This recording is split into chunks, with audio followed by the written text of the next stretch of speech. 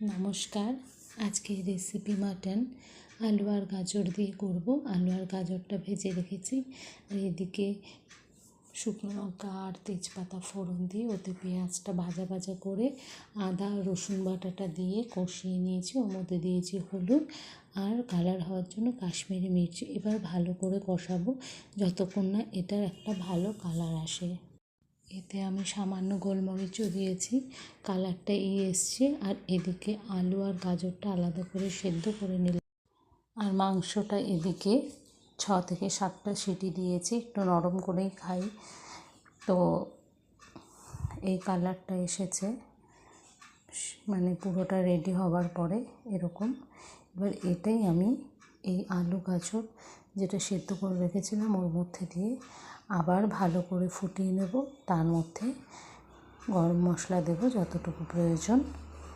তো গরম মশলা দিয়ে দিলাম।